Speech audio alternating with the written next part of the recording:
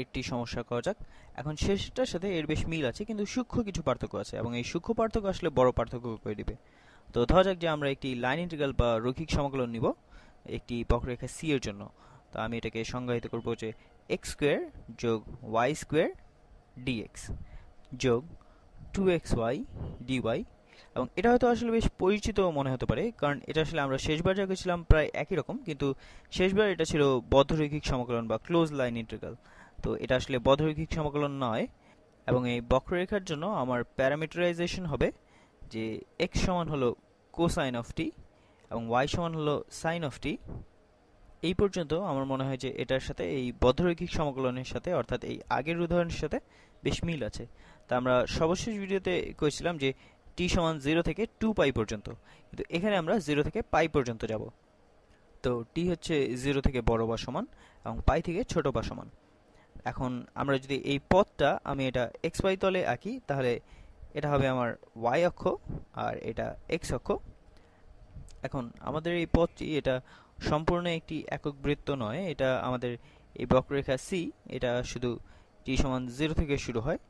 তো তুমি এটা এখানে দেখতে পারো যে টি সমান 0 থেকে এটা আমরা পাই পর্যন্ত যাব। তো এটা হলো আমাদের পথ ঠিক এখানে এই উদাহরণে। তাহলে এটা একটি বদ্ধ পথ নয়, এবং এখানে এই উদাহরণে আমরা আবার দেখব যে যদি এটা কনজারভেটিভ ভেক্টর ক্ষেত্র হয় এবং যদি এটা একটি বদ্ধ ফাঁস হয় তাহলে এটা হবে 0, কিন্তু এটা আসলে একটি বদ্ধ ফাঁস নয়। তো এটা আমরা এখানে প্রয়োগ করতে পারি না, কিন্তু দেখা যাক যে আমরা অন্য কোনো টুল এখানে প্রয়োগ করতে পারি কিনা। যেমনটি আমরা এর আগের ভিডিওতে দেখেছিলাম, এটা হয়তো তোমার কাছে কিছুটা পরিচিত মনে হতে পারে, যে আমি যদি বলি f সমান হচ্ছে এইটা গুণ i যোগ এইটা গুণ j। তো আমি এখানে লিখি f of x এবং y, অর্থাৎ এটি একটি ভেক্টর ক্ষেত্র, এটা সমান হচ্ছে x স্কোয়ার যোগ y স্কোয়ার গুণ i যোগ 2xy, এটা 2xy গুণ j dr সমান সমান, আচ্ছা তোমার এখানেও এখন দেখতে হবে না, তো dr সমান সমান dx গুণ i যোগ dy গুণ j। এখন তুমি তাৎক্ষণিকভাবে এটা দেখতে পাচ্ছ যে তুমি যদি এই দুটি জিনিসের ডট প্রোডাক্ট নাও, তাহলে এই f ডট dr তারা উভয় ভেক্টর মান, অর্থাৎ ভেক্টর মানে ডিফারেনশিয়াল, ভেক্টর মানে ক্ষেত্র, ভেক্টর মানে ফাংশন। তো তুমি যদি f ডট dr নাও তাহলে তুমি এই জিনিসটা পাবে এই সমাকলনের ভিতরে যেটা আছে। তো তুমি যদি এই দুটির গুণফল নাও এই প্রথমে i পদগুলোর জন্য, তাহলে তুমি এটা সমান এটা পাবে এবং তারপর এর সাথে যোগ করবে এই যে পদগুলির গুণফল। তাহলে আমাদের এই সমাকলন এটাকে আমরা এভাবে লিখতে পারি, যেখানে এটা হলো আমাদের f, এবং তারপর আমরা নিজেদেরকে প্রশ্ন করব যে আচ্ছা এটা কি একটি কনজারভেটিভ ক্ষেত্র, বা এখানে f এর কি কোনো পটেনশিয়াল আছে, বা এটা কি কোনো ফাংশনের গ্রেডিয়েন্ট, তো কোনো বড় হাতের ফাংশন f এর। তো আমার মনে হয় যে আমি এই গ্রেডিয়েন্টটাকে এভাবে লিখতে পারি, কারণ এটা একটি ভেক্টর সৃষ্টি করে এবং এটা একটি ভেক্টর। তো এটা কি সত্যি যে আমরা আসলে সর্বশেষ ভিডিওতে দেখেছিলাম যে এটা সত্যি, এবং এইবার আমি সামান্য একটু দ্রুততার সাথে এটা করব। তো কারণ এটা যদি সত্যি হয় আমরা আসলে বলতে পারবো না যে এটা একটি বদ্ধ ফাঁস এবং এটা সমান হবে 0, কিন্তু এটা যদি সত্যি হয় তাহলে আমরা এটা বলতে পারবো যে এই সমাকলন হচ্ছে পথ নিরপেক্ষ বা পাথ ইন্ডিপেন্ডেন্ট ইন্টিগ্রাল। তাহলে আমাদের এই সমাকলনকে আমরা এটা বলতে পারবো যে এটা সমান হচ্ছে এই বড় হাতের f, যদি আমাদের এই টিটা এই ক্ষেত্রে এটা হচ্ছে 0 থেকে পাই পর্যন্ত যায়। তাহলে আমরা বলতে পারি যে এটা সমান হবে এই বড় হাতের f অফ পাই বিয়োগ বড় হাতের f অফ 0। বা তুমি যদি এটাকে x এবং y এর ভিত্তিতে লিখতে চাও, কারণ f হচ্ছে আসলে x এবং y এর কি ফাংশন, তো এগুলি হচ্ছে আসলে t, এটাও t। এটাকে তুমি এভাবেও লিখতে পারো যে f অফ x অফ পাই এবং y অফ পাই বিয়োগ f of x of 0 y of 0।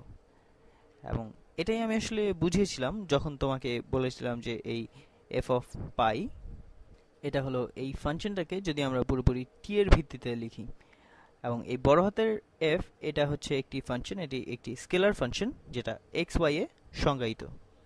তো আমরা বলতে পারি যে এই x অফ পাই এবং y অফ পাই এগুলি হলো এইগুলি t, এবং এগুলো আসলে সব একই জিনিস। তো যদি এটা এই পথ নিরপেক্ষ হয় তাহলে আমরা আমাদের f পেতে পারি, এবং আমরা শুধু এই জিনিসটাকে নির্ণয় করতে পারি এই বিন্দুতে এবং এই বিন্দুতে, কারণ এটা হচ্ছে পথ নিরপেক্ষ। যদি এটা একটি কনজারভেটিভ হয় এবং এটা একটি পটেনশিয়াল ফাংশন হয় এবং যদি এটা একটি স্কেলার ক্ষেত্রে গ্রেডিয়েন্ট হয়, তাহলে এটা একটি কনজারভেটিভ ভেক্টর ক্ষেত্র এবং এটা রৈখিক সমাকলন হলো পথ নিরপেক্ষ। তো এটা শুধুমাত্র এই বিন্দু এবং এই বিন্দুর উপর নির্ভরশীল। তো দেখা যাক যে আমরা এটার এফ খুঁজে পাই কিনা। তো আমি আসলে ঠিক আগের ভিডিওতে যা করেছিলাম এখানেও তাই করব। তো তুমি যদি এর আগের ভিডিওতে দেখে থাকো তাহলে এটা হয়তো সামান্য একঘেয়ে হয়ে যাবে, কিন্তু আমি এখানে সামান্য একটু দ্রুত করব। আমি জানি যে এফ এর পার্শিয়াল ডেরিভেটিভ এক্স এর সাপেক্ষে এটা হলো এখানে এই এক্স স্কোয়ার যোগ ওয়াই স্কোয়ার। তাহলে আমরা যদি এটার সমাকলন নেই তাহলে এক্স এর সাপেক্ষে এটা হবে এফ অফ এক্স এবং ওয়াই সমান হবে যে এক্স পাওয়ার 3 ভাগ 3 যোগ এক্স ওয়াই স্কোয়ার যোগ, এখন এটা হলো শুধু একটি ধ্রুবক, তো এক্স এর সাপেক্ষে ওয়াই হলো একটি ধ্রুবক, তো এখানে আমরা লিখতে পারি যে ফাংশন অফ ওয়াই। অর্থাৎ এখানে হয়তো ওয়াই এর কোনো ফাংশন ছিল, কিন্তু যখন তুমি এক্স এর সাপেক্ষে পার্শিয়াল নাও তখন এটা অদৃশ্য হয়ে যায়। এবং এখন এফ এর পার্শিয়াল ডেরিভেটিভ ওয়াই এর সাপেক্ষে, তো এটা সমান হবে এই জিনিসটা, তাই না? কারণ আমরা বলছি এই পুরো জিনিসটা হচ্ছে এই এফ এর গ্রেডিয়েন্ট, তো এটা নিশ্চয়ই ওয়াই এর সাপেক্ষে এর পার্শিয়াল, তো এটা সমান হবে 2xy।